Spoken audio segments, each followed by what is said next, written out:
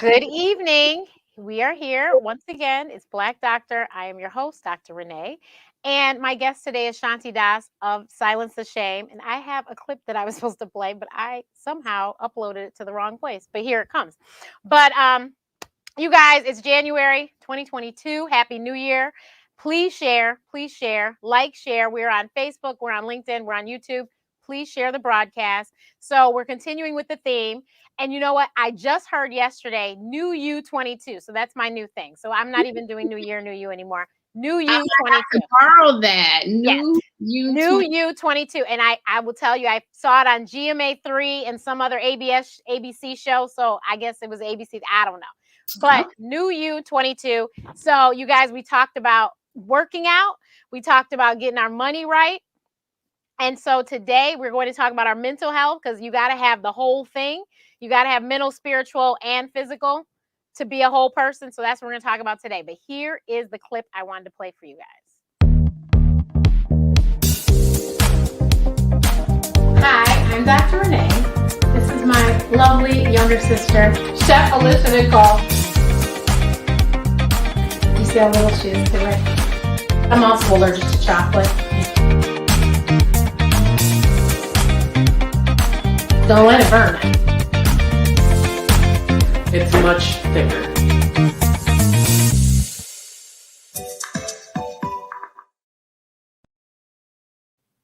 So that, in case you couldn't tell, is a clip to my new show. And it's called In the Kitchen with Dr. Renee and Chef Alicia. And it is specifically talking about food allergies. So all the food we're making is basically it's allergy friendly to most of the top 8, but we'll tell you which ones. But most of them are the top 8. So it's no eggs, no nuts, which are the things that I'm allergic to. So all the foods that we cook, I can eat. So you guys, I put the clip in, I put the link in there in the post, and I put it on LinkedIn. I will put it on the others, but please check it out. We want to definitely get fair to talk to our people. And so this show is one of their ways to talking to Black people. So check it out.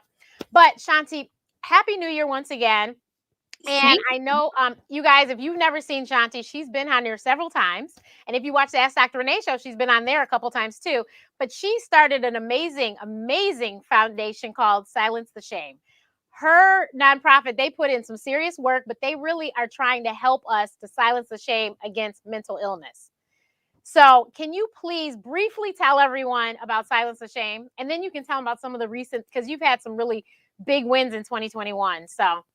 Yeah, thank you. So it's an honor to be back on the show. What's up, everybody? And Dr. Renee, you know I love you dearly, and it's just good to see you virtually. I hope I'll be able to hug your neck in 2022 at some point. But I started Silence the Shame just as a movement back in 2015 is kind of when the idea came about. I went through my own suicidal ideation and emotional health and wellness challenges. And then we started the movement in 2016 with Nick Cannon, really just to kind of open up and normalize the conversation in communities of color. We enlisted the help of celebrities and influencers and really just tried to get people to start talking about it. And this is pre-pandemic, right? Before you heard mental health, and we're hearing it everywhere now in the workplace and on every news station and outlet and streaming platform. And there's so many podcasts about it now. And I think it's great that the conversation has opened up, but there's still a lot of work to be done. And so that's what we do. We curate community conversations. We also have our podcast that we started in 2017. We've done teen mental health clinics and tours. We actually partnered with Jack and Jill of America Incorporated 5 years ago and did a 7-city teen mental health tour. We've done community conversations with the AIDS Healthcare Foundation around depression and HIV in the African American community.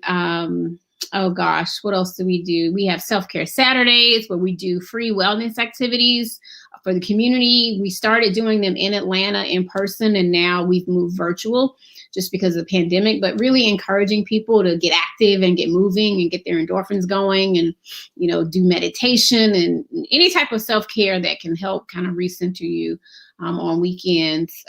We have had partnerships in the past with the NFL Players Association. which was really exciting for us. We partnered with Amazon last year for some of our outreach events and hope to do more with them this year.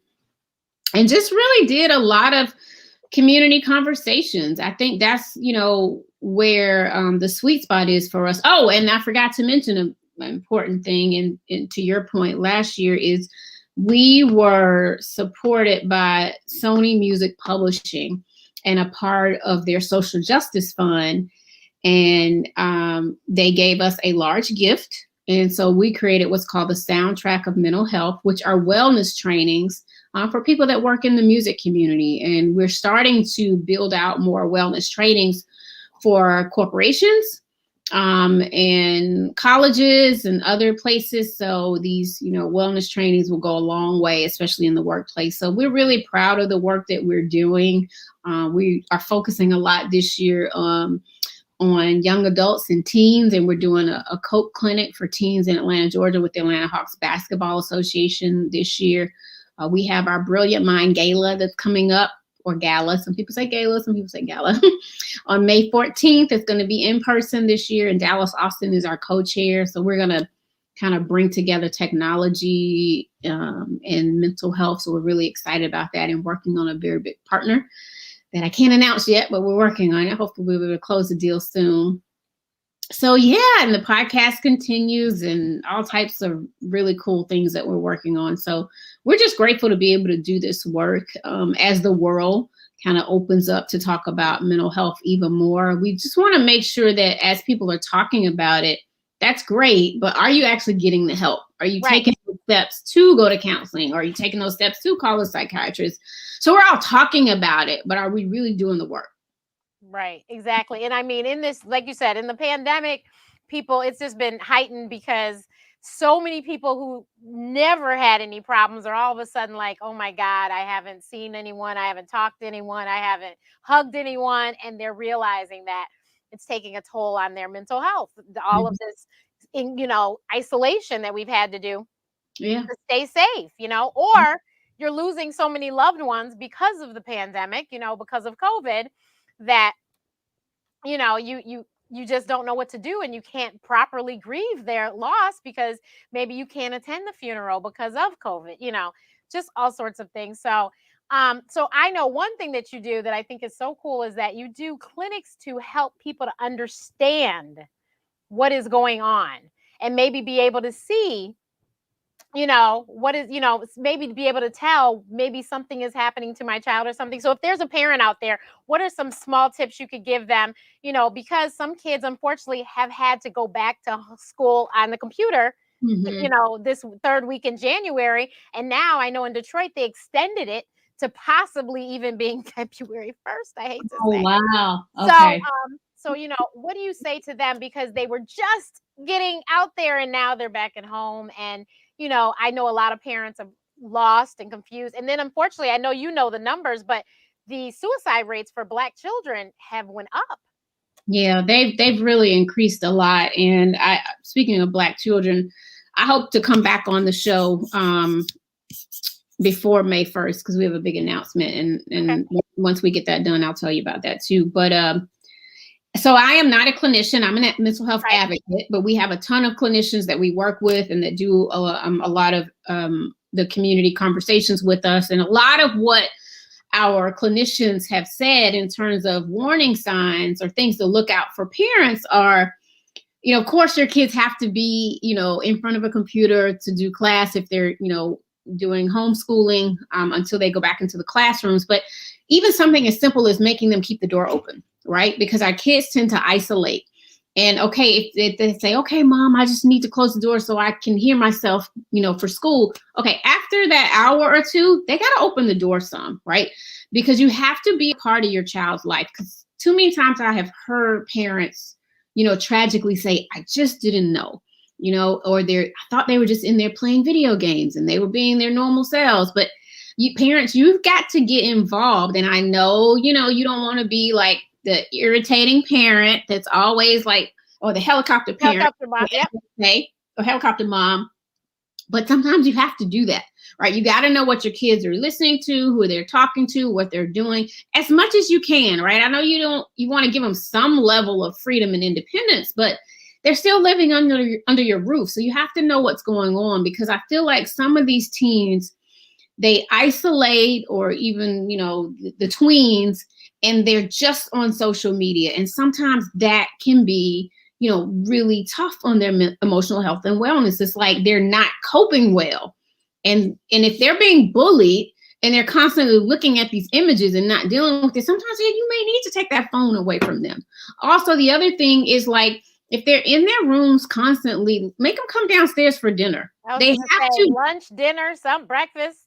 They have to be able to have that time, or that family time around the table or what have you, so that they can learn also those interpersonal skills. So many of our kids now, they lack the communication skills, which that can also lead to challenges of social anxiety and different things. If they're in a setting, or heaven forbid, they grow up and get an interview, they don't even know or have the skill sets, to be able to actually carry out a great interview.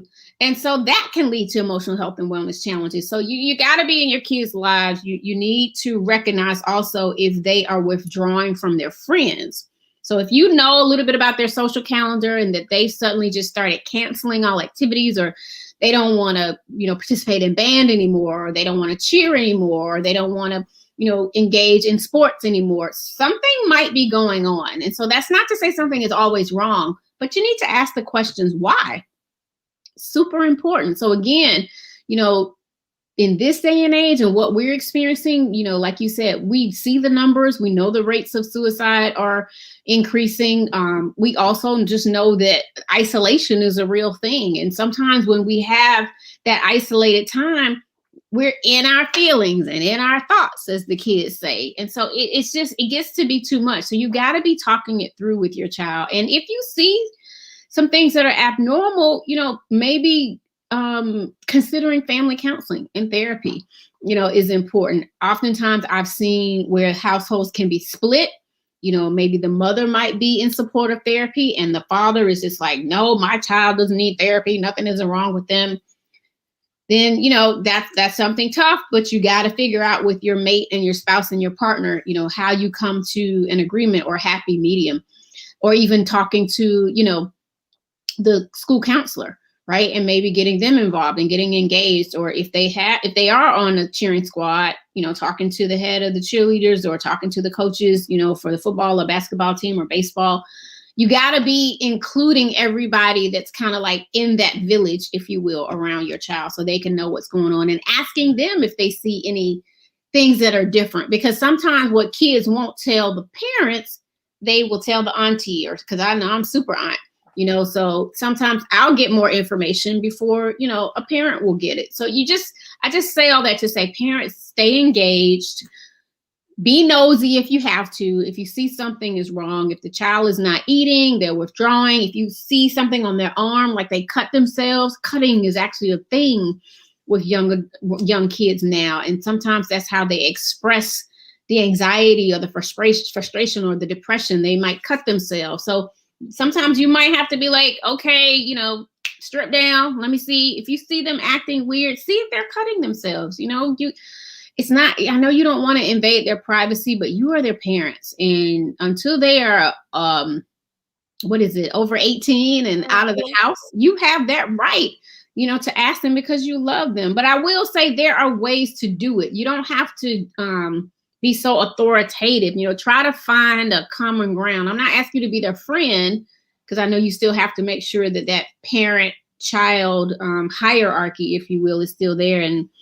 But you got to be able to find a way to talk to them. Maybe do a TikTok video and kind of lighten the mood, and then, have that conversation with them afterwards, because you got to meet them where they're at. And I will say this much, kids aren't stupid. A lot of times we think they're stupid, but they're listening and they're watching. So the last thing I'll say is, parents, be a good example for your children. Because if you're stressed out and you're dealing with some issues, you might need therapy as well. So if your child sees that you are taking ownership of your own emotional health and wellness and getting the help that you need, then you are setting that example, so that when problems may arise for them, they may be more open to it. That is so true. And actually, I just was remembering as she was saying that. So when I was in high school, I had the craziest foolishness happen to me. And so I did not want to be at school. So that meant I wasn't going to anybody's after school activities, and I pulled away from everything. Mm. And then I am the television guy for my family. So they know what's coming on because they asked me. Well, I quit watching TV. I'd come home from school and I'd go to bed. And my mother quickly was like, okay, what's going on here? Something's not right. And that was when I first saw a psychiatrist, because she was like, no, this is not normal, Renee.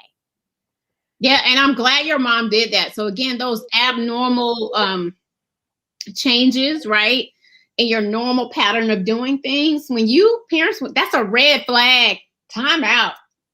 You got to see what's going on. If your kids break their routine and they withdraw so much, that 9 times out of 10 means that something is going on. It may not mean that they have a mental illness, but there may be some emotional health and wellness challenges going on that you need to address. And I was diagnosed clinically depressed. So it was I didn't have to take any medication, but that was the diagnosis, and I went to therapy every week. And so my next thing, because I know I'm surprised someone hasn't asked, but what do we do if we can't afford it? Great question. I will say, since the pandemic happened, a lot of states offer more free opportunities for therapy and support. And so most cities have what's called community service boards. And so they offer free therapy through some of the clinics within the cities and various counties. So I would Google community service boards in my area to see what comes up. Also, a lot of different clinicians have kind of pulled together and started offering free therapy. I actually just interviewed the founder of a really great organization called Black Men Heal. Oh, wow. And so, which was founded by a female. How cool is that? That Black Men Heal was started by a female. Taz is fantastic in all the work that they're doing. And Douglas Reed, who is their director of partnerships, were on my podcast, and that's going to launch in about a week. But they offer, not a ton, but some free therapy. So go on Black Men Heal and find out more about that. Rather, also another great resource is therapyforblackgirls.com.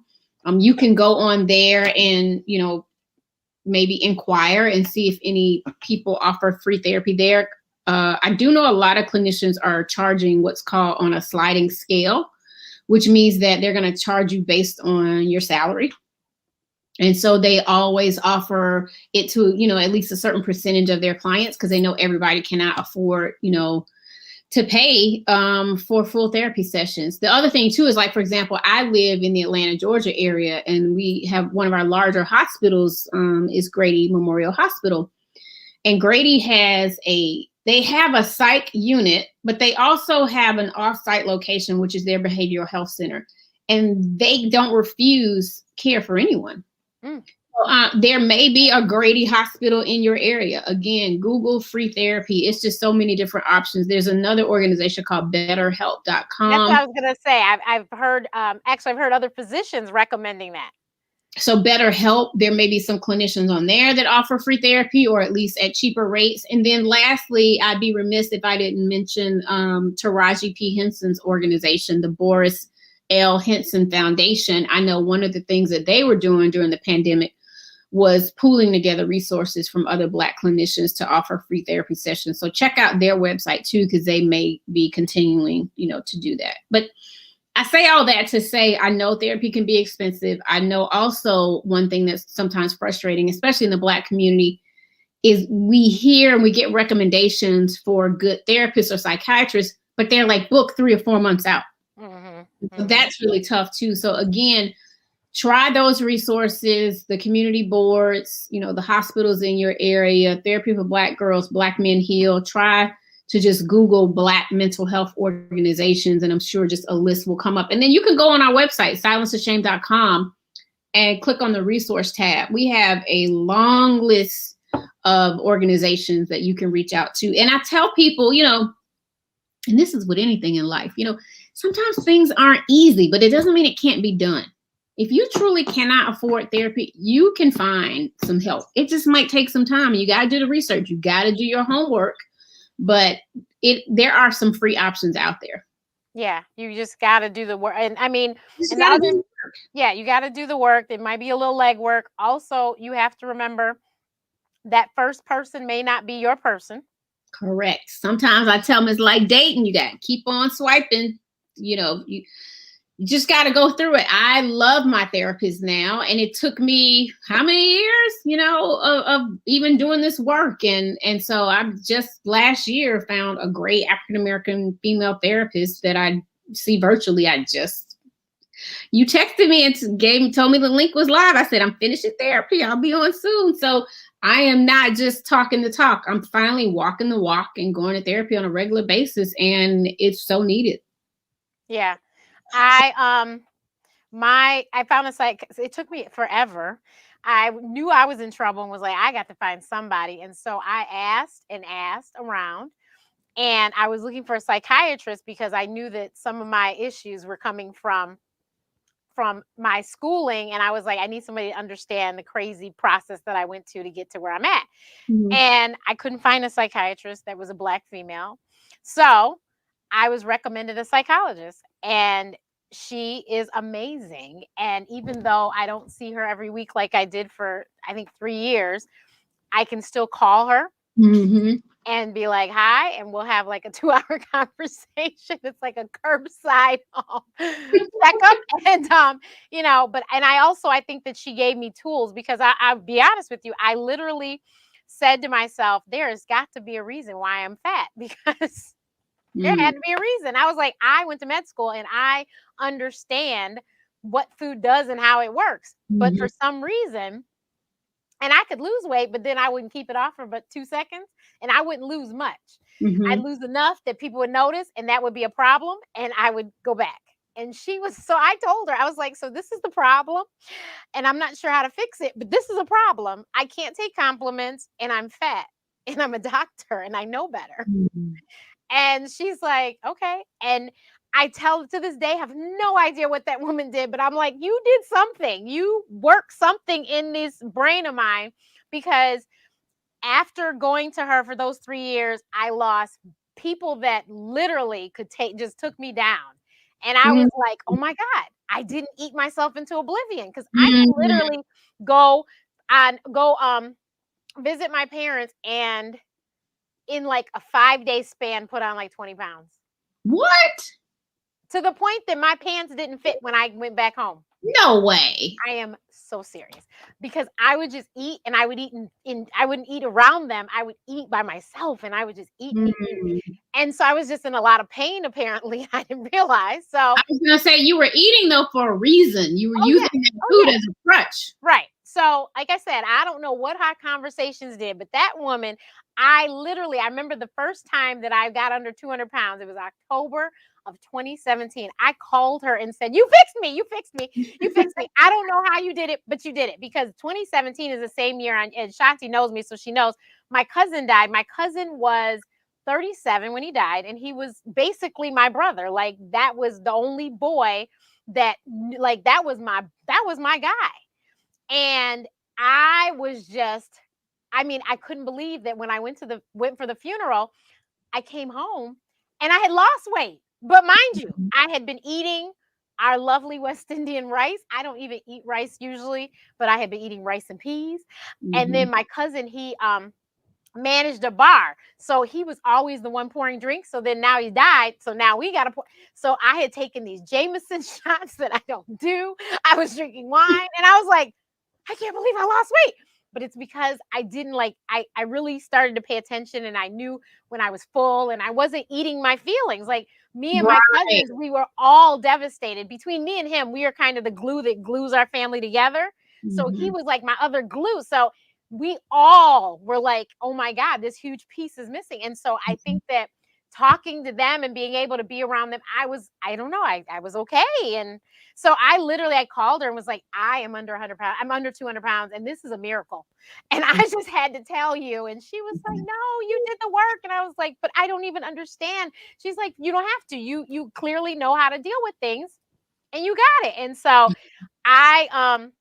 this 2021 was just crazy, but I knew that as crazy as 2020 was crazy. And then by August 30th, my birthday, as I've told you guys, I knew I had to get it together because I just couldn't live like that. That was not going to work for me. So I was uncomfortable. And so I just was like, okay, whatever happens, I got to make it happen. So I just turned it around You and was like, did it, and I'm yeah. so proud of you. And so like I tell everyone, I'm the smallest I have been as an adult today. Can I ask what you weigh now? I haven't said how much I weigh just yet. I don't think I have. No, you know what? I did. I weigh 165. That is incredible. Yeah, and I'm 4'11", so I still have a ways to go, but we're getting there. We're almost like the same weight. Yeah, and I mean, but like I was telling everyone, because everyone's like, well, what's your goal? My goal is for my BMI to be in normal. It is still an obesity, so I want it normal. And so that's my goal. And I totally believe it's achievable. I have my annual exam in a few weeks with my doctor, and I'm sure she'll tell me more, but I'm pretty sure it's achievable and we can make it happen. So, and I'm still losing. I do my thing and drink my gallon of water a day. And, but yeah, I realized that something was wrong. And I was like, you know what? I have insurance. I have a job. I should really go find somebody to talk to. And that was just me just saying, you know, something's not right. And I think, and I've actually heard people that I never heard talk about, you know, therapy and stuff in the pandemic. I've heard them mentioning, oh, I have a Zoom with my therapist. Oh, I have a telemedicine with my therapist. And I'm like, this is great. Honestly, and you know, there's a meme that talks about therapy's not for you. It's not for you. It's for you to deal with the people that don't go to therapy. Right. And I'm like, I think that everyone should go. I had a friend that mentioned that she was going to get her daughter a therapist because she was a teen, just because of that. And honestly, I think that's reason enough to go to therapy. Oh yeah. They have a lot to deal with, and then all the hormones going on, and 100%. Yeah, that's enough reason. And so, and if you want to be proactive, that is a great way to be proactive. And like you said, family counseling, another way to be proactive.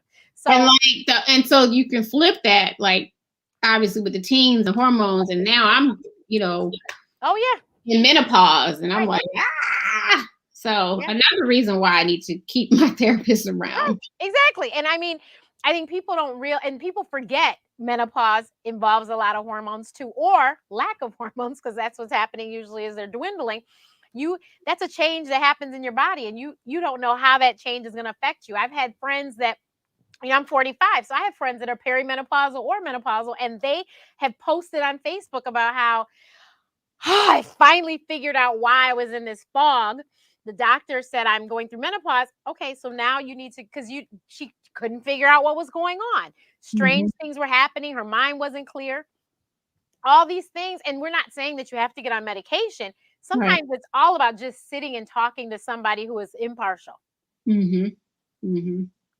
Absolutely. And learning some new tools to navigate things, you know, because things are different and you need to learn how to navigate them. That's right. That was my thing. I needed to learn. So I literally couldn't take compliments. And when people complimented me, it was just like, it just was the wrong thing. And I don't know why. And so and my mom actually called me on it one day, and I was very offended when she said it. And then years later, I go to therapy and we talk about it. It was really crazy. But I remember her saying that one day, and I was like, she's like, stop. If someone says such and such, say thank you and be done. Don't say anything else. I'm like, what? You know, so you should definitely try. And I mean, like I said, it's January, new you 22. If this is something, this is something you could possibly do.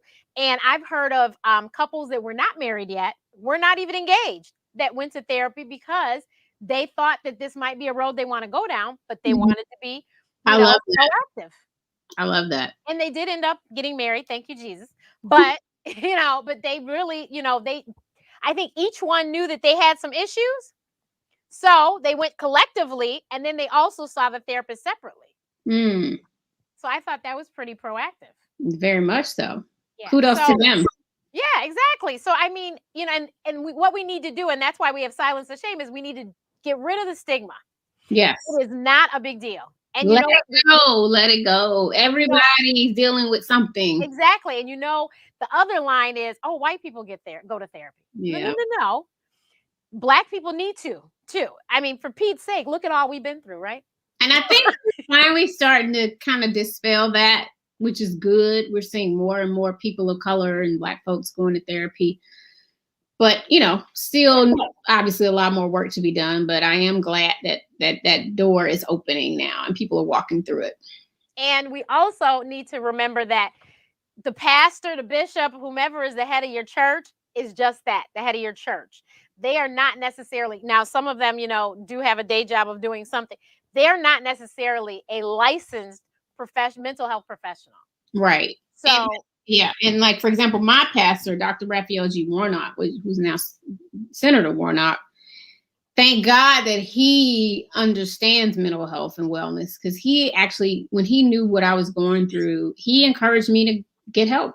He was like, listen, I'll pray with you, but you got to also go to the doctor. So we need more ministers and pastors and rabbis understanding that, right? Yeah, that's very important. And I wanted you to tell them that, because that is so key. And you guys, she goes to Ebenezer Baptist, which has been all over the news this week because, of course, we celebrated Dr. Martin Luther King on Monday. And so that is somebody, that is one of these pastors of a big church. And even he had the good sense to say, no, you should call somebody who is a licensed professional that can handle this. Yeah. So, I understand that the old church lady might say, pray it away, but you guys, in addition to prayer, you need to go see a professional. That's right. Yeah. And it's so important. And I think that people, you listen to, the elders, because we, unfortunately, a lot of them are losing, but you listen to them and they don't encourage you, but they don't know any better. We need to help them to understand you should go to therapy. Mm-hmm. And if, blended families, there's all sorts of reasons to go to therapy. But you could just go because you just need to as a matter of fact, the Obamas, perfect example. They said they would just go for a checkup. Mm-hmm. They didn't go weekly or anything. I think might have been quarterly or something. They just go to make sure everything is okay. I love it. Yeah. And so I think that, people need to understand that you can do that too. And it's okay. And we just need to, it's not like, I don't think anyone knew, except for my close friends, knew that I went to a psychiatrist in high school. I don't know why it was that, but it was that way.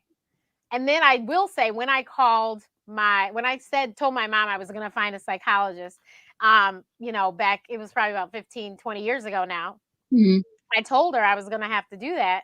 She was like, okay. And my mother is a medical professional, which is why she was like, okay. And she's a priest too. But my father was like, I don't understand. Why does she need to go? My mother was like, just don't tell her this, please, because we need her to go. A lot of men, unfortunately, think that way. Right. Therapy can be really tough for men, traditionally or historically, if you will, in our community. Yeah. We're seeing a shift in that narrative as well. But I think, once again, it's still a lot of men that has that antiquated way of thinking that, and especially when it comes to their boys, they just need to toughen up and nothing's wrong with my boy and we don't need to see no shrink. And I'm like, oh my gosh, like, come on, guys. We got to be. You never know. He could be being bullied and he just doesn't want to share with you because you're the big. Or he had some unresolved trauma that he has not dealt with from his childhood. So we just don't know, because oftentimes, and I'll say this again to the parents, when we see our boys or girls acting out, being really irritable, angry, projecting their anger on others, oftentimes it's a result of some sort of trauma that is unresolved. Yeah. And I mean, you just never know what it could be, where it happened, when it happened. And so don't blame yourself, but just make sure that you get them help so that they can work through that, so that they don't become adults that have, even bigger issues. And, there's a friend of mine on Facebook that's talked about, as a couple, actually, they've talked about their parents, and because they're adults now, they've just pulled away from them. Mm-hmm. But they unfortunately grew up with these people who were so, basically vile. I hate to say, just horrible to them, but clearly something happened in their life that they never dealt with. Right. And now you just, you didn't know how to raise your children and you put this all on them too. Mm-hmm. So just be very mindful. We should definitely, like I said, it's a new year. Let's all say, okay, let's figure this out and let's go to therapy. You'd be amazed what could happen. You could have a change and you could have a whole new child. What you thought was just them being a teenager could be something was wrong. Mm-hmm. And now they are the most pleasant person to deal with. You just never know. But you should definitely try. And like we said, you got to put in a little work to find avenues to get it, paid for. But the avenues are out there. And then now that the pandemic has happened and a lot of institutions have understand that we don't have to be in person, that breaks down a whole lot, because now you could go see a therapist in California, even if you're in New York, Right. because of the internet, Yep. So don't let anything be a barrier to you getting the help that you need. 100%. And I just want to tell people and make sure they understand, like, a therapist's role is not to quote unquote fix you, right, per se. You got to understand that a therapist is going to give you the tools so you can fix yourself. Like Iyanla said, her show was Fix My Life, but she was like, I'm going to help you to do your work. Right. Yeah, because you're going to have to do some work. You're going to have to do some homework. You're going to have to, figure out some things. Like every week she would say, okay, well, when you go home this week, and actually she was really good. She did not, we didn't talk about food for like the first 4 visits. And then she's like, I need you to write down what you eat. And I need you to write down how you feel when you eat it. And so then we started peeling back the layers, and there we got. But, it was just, she really gave me tools in dealing with everyday life. So no matter what upsets me or whatever, I am not going to go eat myself out of it. Right. Yeah. And so that's what, and that, like I said, that was my issue. Everyone's issue. Everyone else has, something else maybe, but that was my problem. And it's very important that you can figure out sometimes you don't know what the problem is until you sit down. So definitely take the time. And I mean, I can't tell you how many of my friends that are doctors that have therapists and psychiatrists. So I'm telling you, if there's, please go get help before it's too late. It's so sad, to hear. Like I remember the pandemic, one of the first suicides I heard about was a young Black girl. Come to find out, it was the niece of somebody I personally knew. And she was 15 in California. And talking about, we talked a lot about that. Yeah. And I think that I think that she was overwhelmed with the whole, shutting down, and she was worried. Her mother was a single parent. And I think maybe she was worried about, how things were going to go because she couldn't work or something. I don't know. It was just so sad, but we don't want any more. No, not at all. And I just want to go back to what you just said about your therapist having a therapist. And that's kind of like a running joke. Like, in the community, I hear certain business associates and clinicians say, yeah, you better want your therapist to have a therapist because, they're human too. And so we have a podcast. One of our episodes is called Does Your Therapist Have a Therapist?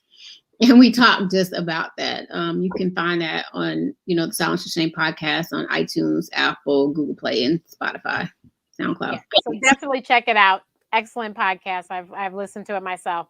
And you guys, please do the research. Go to silencetheshame.com. Start there for some resources, and start, because the other thing is we actually both know there are men that are professionals also, mental health professionals. So if that's what you need for your son or your husband or your grandfather, your father, whatever, there you go. They're out there. It is, yeah. And a couple other good organizations, obviously NAMI, the National Alliance on Mental Illness. You can go to NAMI.org. Mental Health America is another great one. It's just so many of them, but they're all listed on our site. Yeah, so definitely please go check them out, you guys. And what can we do to support Silence the Shame? So we are still, a small organization trying to raise funds. You guys can support us if you want to make a donation. No donation is too small. You can text the word silence to 707070 or visit our website, silencetheshame.com.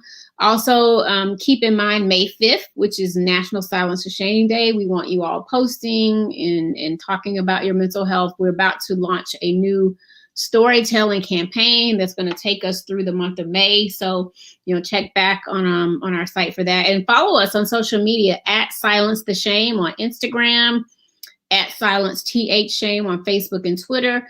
And soon we're going to have a TikTok. Finally, we're going to have a TikTok page. Really hoping that we can break some barriers with folks on TikTok and help to continue to erase stigma. So we have a lot of good things in store for new You in 22. New you 22. So yes, please follow us and support our organization. We really, really, really appreciate it. And we appreciate you, Dr. Renee. Well, I appreciate you and all the work you're doing because, like I said, it makes it so it's a conversation that can be had, and it's a conversation we have to keep having because we don't want to lose any more adults or children to suicide.